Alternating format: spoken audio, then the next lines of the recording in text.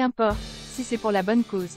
Croyant bien faire et complaire aux associations transidentitaires, les organisateurs des championnats d'Europe de patinage artistique qui se déroulaient fin janvier en Finlande ont invité Minna-Maria Antikainen, une patineuse trans, à participer à la cérémonie d'ouverture.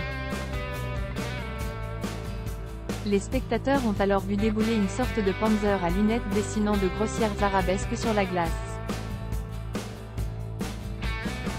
Libérée, délivrée. Avant de se prénommer Minna-Maria, la patineuse de choc de 59 ans répondait au prénom de Markku et était un agriculteur se contentant de conduire avec dextérité son tracteur sur les terres de son domaine agricole. Là, il a suffi que Markku se transforme en Minna-Maria pour que cette dernière se mette à rêver de sauts piqués, de flips et d'axels. Non seulement Minna-Maria n'est parvenue à exécuter aucune de ses figures lors de sa prestation, mais encore finit-elle, après un assez pitoyable tour de piste où les spectateurs virent une pauvre créature se débattre pour ne pas s'écrabouiller sur la patinoire, par mettre un genou sur la glace, puis les deux, puis par glisser avec la grâce d'un poisson pané en tentant vainement de se relever. Oui, Minna-Maria a été ridicule, mais ceux qui devraient avoir honte, ce sont les organisateurs qui l'ont laissé s'ébrouer comme une dinde congelée et se ridiculiser devant des milliers de spectateurs et de téléspectateurs.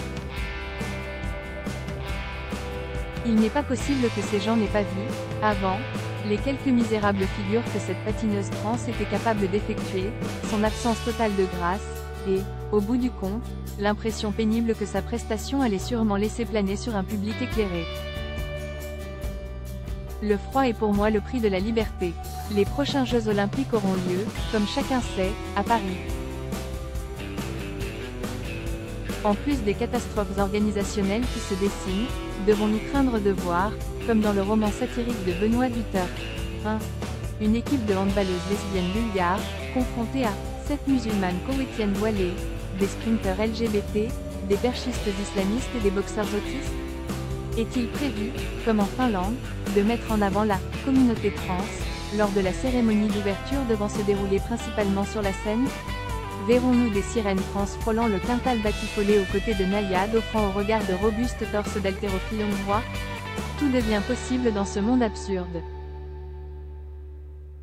Les activistes LGBTQIA+ ont été très déçus d'apprendre que la Fédération internationale de natation avait décidé d'exclure des compétitions féminines des prochains JO les femmes transgenres n'ayant pas commencé leur transition avant leur puberté, c'est-à-dire la plupart, considérant que ces dernières conservaient des avantages indéniables, même en baissant artificiellement leur taux de testostérone, sur les nageuses cisgenres. Des poumons et un cœur plus gros, des os plus longs, des pieds et des mains plus grands.